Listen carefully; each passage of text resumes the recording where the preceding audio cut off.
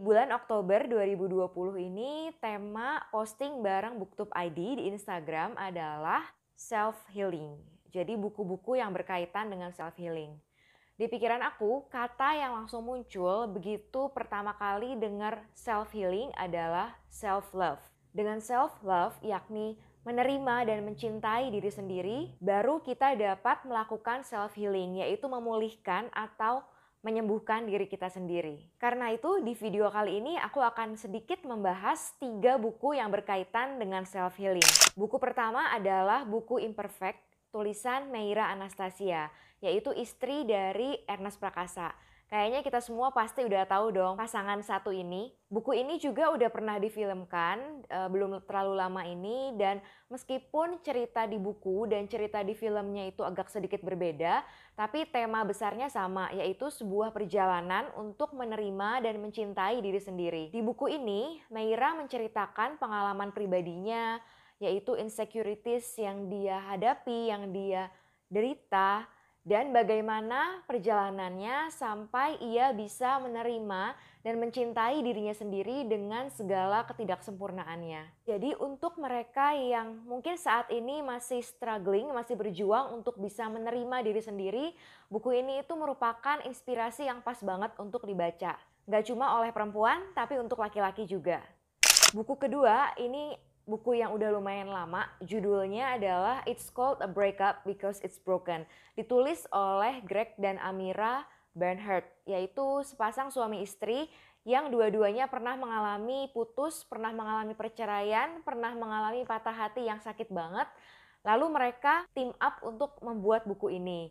Dari covernya ini disebut bahwa buku ini adalah The Smart Girls Breakup Buddy. Tapi sama seperti buku Imperfect, menurutku buku ini nggak cuma cocok untuk perempuan, tapi juga cocok untuk laki-laki yang baru aja putus.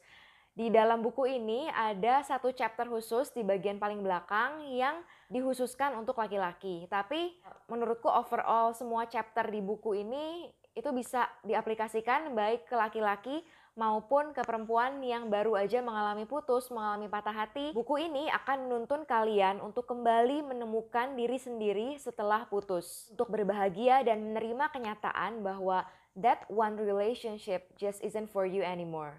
Buku ketiga yang aku rekomendasikan adalah buku digital alias e-book yang bisa dibaca di Storyal berjudul Cerita Karissa. Dan kebetulan penulisnya adalah aku sendiri. Cerita Karissa memenangkan juara 2 di kompetisi menulis novel yang diselenggarakan oleh Storyal pada bulan Februari 2020.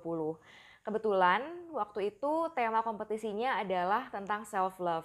Saat ini Cerita Karissa merupakan salah satu cerita premium di Storyal dan bisa dibaca baik melalui aplikasi Storyal di handphone ataupun melalui browser. Ceritanya sama seperti judulnya, adalah tentang kisah seorang dokter yang masih berusia muda bernama Karissa menemukan dirinya sendiri dan untuk pulih setelah lepas dari sebuah toxic relationship selama bertahun-tahun.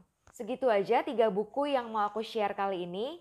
Tapi yang harus kalian ingat, yang namanya self-healing itu ditentukan dan bergantung pada diri kita sendiri. Jadi buku yang sebagus apapun itu hanya bisa memberikan inspirasi, hanya bisa memberikan masukan. Tapi apa yang mau kita lakukan dengan diri kita ke depannya itu semua berasal dari diri kita sendiri. Dan kita nggak bisa bergantung sepenuhnya pada buku, pada nasihat orang, pada hal-hal eksternal di luar diri kita untuk memperbaiki diri kita sendiri. Percuma aja kita baca segudang buku tentang self-healing, tentang self-love, kalau kitanya sendiri nggak mau take action, nggak mau bertindak untuk memperbaiki diri kita sendiri. So, that's all for today's video. Please hit the like button if you like this kind of content. Don't forget to subscribe to get informed every time I release new video. See you in my next videos. Bye bye.